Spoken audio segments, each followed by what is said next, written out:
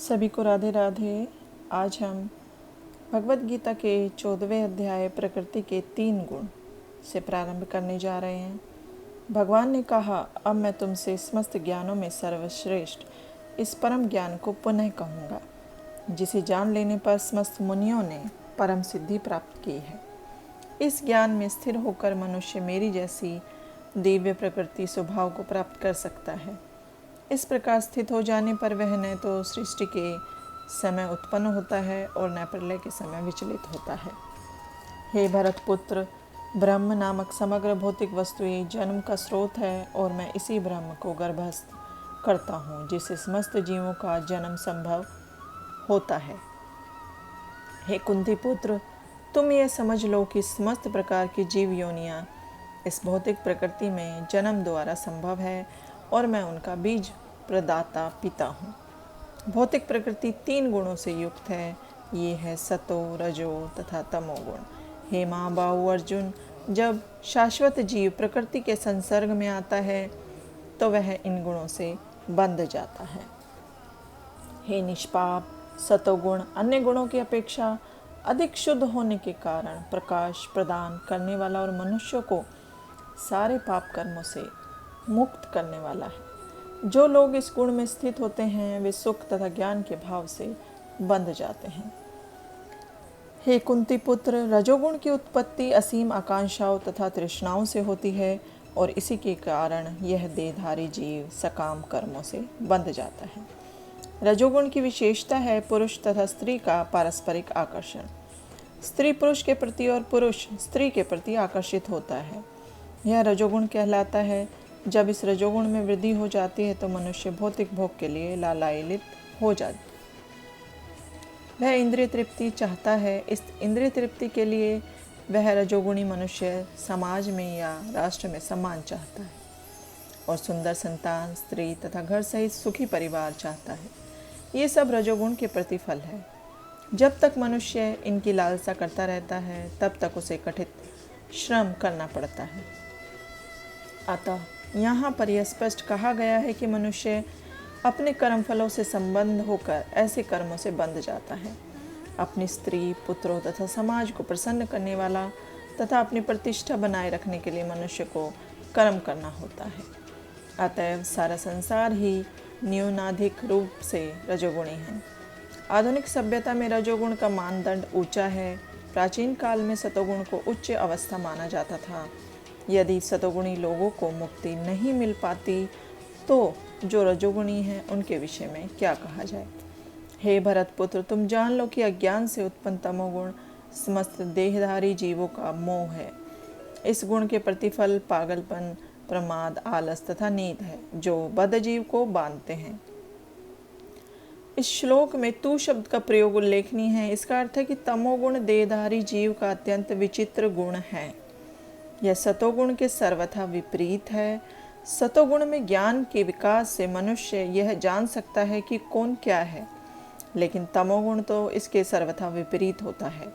जो भी तमोगुण के फेर में पड़ता है वह पागल हो जाता है और पागल पुरुष यह नहीं समझ पाता कि कौन क्या है।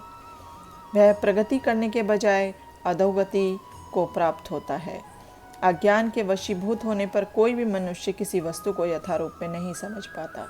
उदाहरणार्थ, प्रत्येक व्यक्ति देखता है कि उसका बाबा मरा है, अतः वह भी मरेगा। मनुष्य मतर्य है, उसकी संतानें भी मरेंगी, अतः मृत्यु ध्रुव है। फिर भी लोग पागल होकर धन संग्रह करते हैं और नित्य आत्मा की चिंता किए बिना अहर्निश कर्म कठोर श्रम करते रहते हैं। यह पागलपन ही तो है। अपने पागलपन में वे आध्यात्मिक ज्ञान में कोई उन्नति नहीं कर पाते। ऐसे लोग अत्यंत आलसी होते हैं। जब उन्हें आध्यात्मिक ज्ञान में सम्मिलित होने के लिए आमंत्रित किया जाता है तो वे अधिक रुचि नहीं दिखाते। वे रजोगुणी व्यक्ति की तरह भी सक्रिय नहीं रहते। अतएव तमोगुण में लिप्त व्यक्ति का एक अन्य गुण यह भी है कि वह आवश्यकता से अधिक सोता है। 6 घंटे की नींद पर्याप्त है, लेकिन ऐसा व्यक्ति दिन भर में 10-12 घंटे तक सोता है। ऐसा व्यक्ति सदैव निराश प्रतीत होता है और भौतिक द्रव्यों तथा निद्रा के प्रति व्यसनी बन जाता है। ये है तमोगुणी व्यक्ति के लक्षण। हे भरत पुत्र, सतोगुण मनुष्य को सुख से बांधता है। रजोगुण सकाम कर्म से बांधता है और तमोगुण मनुष्य के ज्ञान को ढककर उसे पागलपन से बांधता है।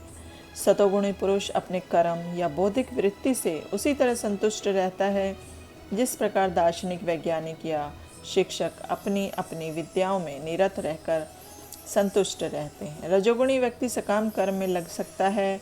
वह यथा संभव धन प्राप्त करके उसे उत्तम कार्यों में व्यय करता है। कभी कभी वह अस्पताल खोलता है और धर्मार्थ संस्थाओं को दान देता है।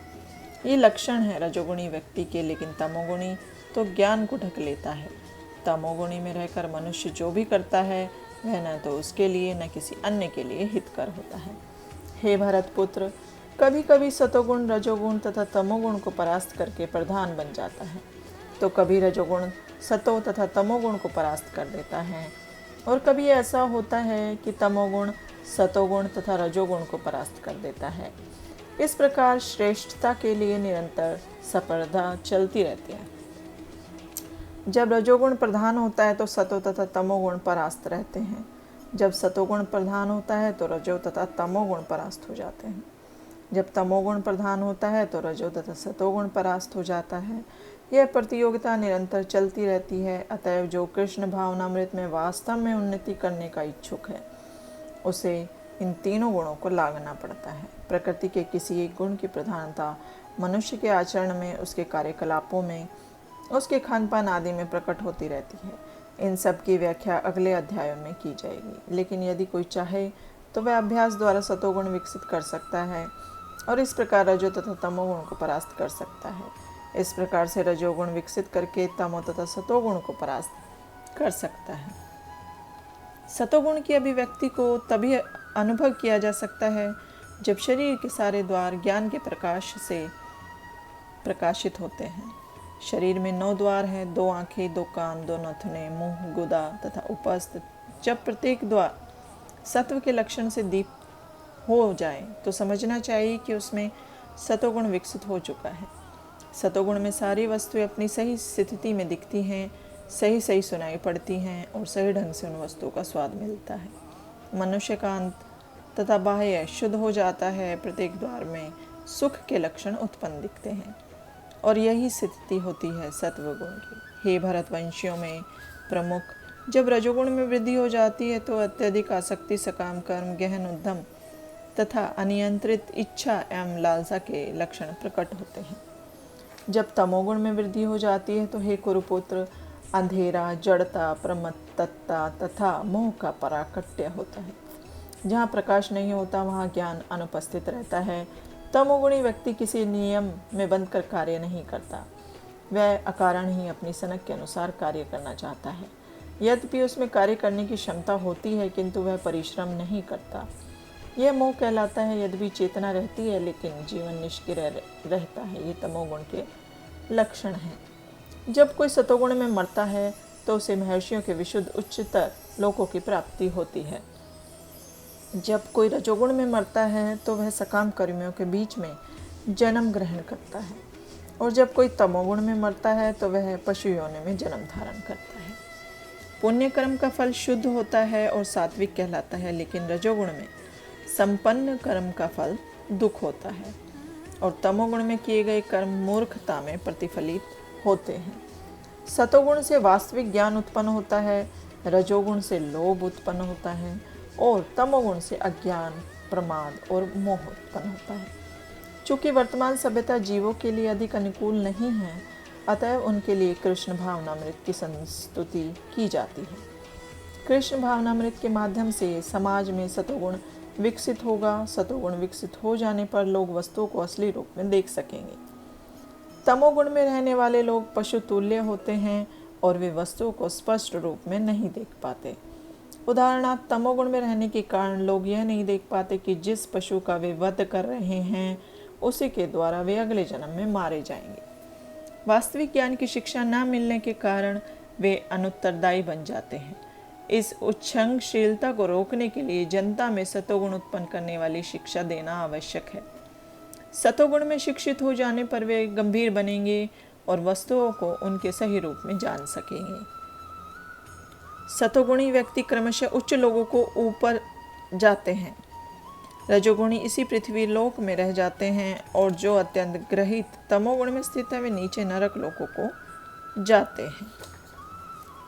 जब कोई यह अच्छी तरह जान लेता है कि समस्त कार्यों में प्रकृति के तीनों गुणों के अतिरिक्त अन्य कोई कर्ता नहीं है, और जब वह परमेश्वर को जान लेता है जो इन तीनों गुणों से परे है, तो वह मेरे दिव्य स्वभाव को प्राप्त होता है।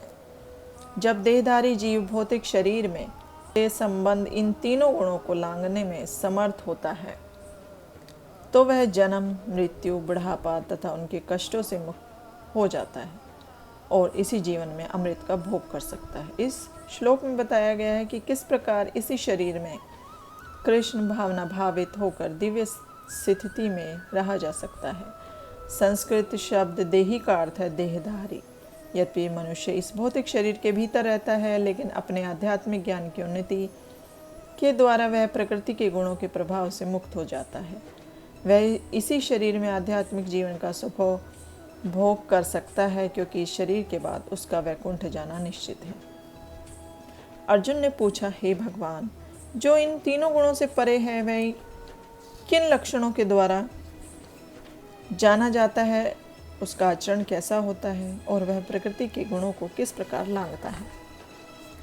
भगवान ने कहा, हे पांडुपुत्र, जो प्रकाश, आसक्ति तथा मोह के उपस्थित होने पर न तो उनसे घृणा करता है और न लिप्त हो जाने पर उनकी इच्छा करता है, जो भौतिक गुणों की इन समस्त प्रतिक्रियाओं से निश्चल तथा अविचलित रहता है और यह जानकर कि केवल गुण ही क्रियाशील हैं, उदासीन तथा दिव्य बना रहता है, जो अपने आप में स्थित है और सुख दुख को एक समान मानता है, जो मिट्टी के ढेले, पत्थर एवं स्वर्ग के टुकड़ों को समान दृष्टि से देखता है, जो अनुकूल तथा प्रतिकूल के प्रति समान बना रहता है, जो धीर है और प्रशंसा तथा बुराई, मान तथा अपमान में समान भाव से रहता है, जो शत्रु तथा मित्र के साथ समान व्यवहार करता है और जिसे सारे भौतिक कार्यों का परित्याग कर दिया है, ऐसे व्यक्ति को प्रकृति के गुणों से अतीत कहते हैं।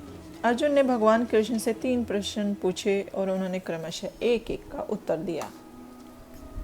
इन श्लोकों में कृष्ण पहले यह संकेत करते हैं कि जो व्यक्ति दिव्य पद पर स्थित है वह न तो किसी से ईर्ष्या करता है और न किसी वस्तु के लिए लालायित होता है। जब कोई जीव इस संसार में भौतिक शरीर से युक्त होकर रहता है, तो यह समझना चाहिए कि वह प्रकृति के 3 गुणों में से किसी एक के वश में है। जब वह इस शरीर से बाहर हो जाता है तो वह प्रकृति के गुणों से छूट जाता है, लेकिन जब तक वह शरीर से बाहर नहीं आ जाता तब तक उसे उदासीन रहना चाहिए। उसे भगवान की भक्ति में लग जाना चाहिए, जिससे भौतिक देह से उसका ममत्व स्वतः विस्मृत हो जाए। जब मनुष्य भौतिक शरीर के प्रति सचेत रहता है तो वह केवल इंद्रिय तृप्ति के लिए कर्म करता है, लेकिन जब वह अपनी चेतना कृष्ण में स्थानांतरित कर देता है तो इंद्रिय तृप्ति स्वतः रुक जाती है। मनुष्य को इस भौतिक शरीर की आवश्यकता नहीं रह जाती और न से इस भौतिक शरीर के आदेशों का पालन करने की आवश्यकता रह जाती है। शरीर के भौतिक गुण कार्य करेंगे, लेकिन आत्मा ऐसे कार्यों से पृथक रहेगा। वह किस तरह पृथक होता है? वह न तो शरीर का भोग करना चाहता है, न उससे बाहर जाना चाहता है। इस प्रकार दिव्य पद पर स्थित भक्त स्वयं ही मुक्त हो जाता है।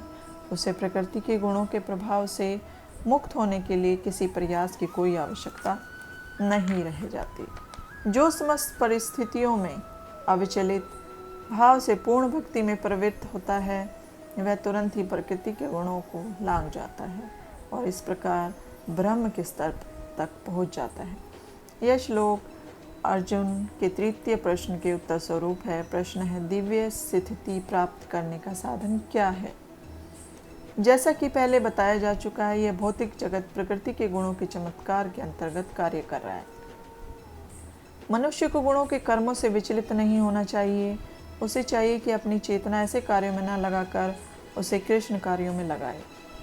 कृष्ण कार्य भक्ति योग के नाम से विख्यात है, जिनमें सदैव कृष्ण के लिए कार्य करना होता है। इससे न केवल कृष्ण ही आते हैं, अपितु उनके विभिन्न पूर्णांश भी सम्मिलित हैं। यथा राम तथा नारायण उनके असंख्य अंश हैं, जो कृष्ण के किसी भी रूप या उसके पूर्णांश की सेवा में प्रवृत्त होता है।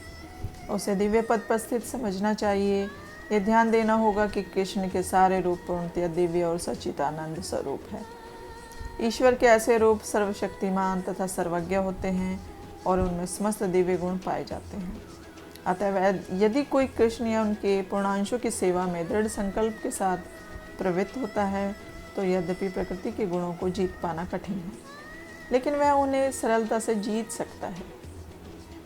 इसकी व्याख्या 7वें अध्याय में पहले ही की जा चुकी है कि कृष्ण की शरण ग्रहण करने पर तुरंत ही प्रकृति के गुणों के प्रभाव को लांघा जा सकता है। कृष्ण भावनामृत या कृष्ण भक्ति में होने का अर्थ है कृष्ण के साथ समानता प्राप्त करना। भगवान कहते हैं कि उनकी प्रकृति सच्चिदानंद स्वरूप है और सारे जीव परम के अंश है, और मैं ही उस निराकार ब्रह्म का आश्रय हूँ जो अमर्त्य, अविनाशी तथा शाश्वत है और चरम सुख का स्वाभाविक पद है। इस प्रकार श्रीमद् भगवत गीता के 14वें अध्याय प्रकृति के 3 गुण का भक्ति वेदांत तात्पर्य पूर्ण हुआ। सभी को राधे राधे। जय श्री कृष्ण।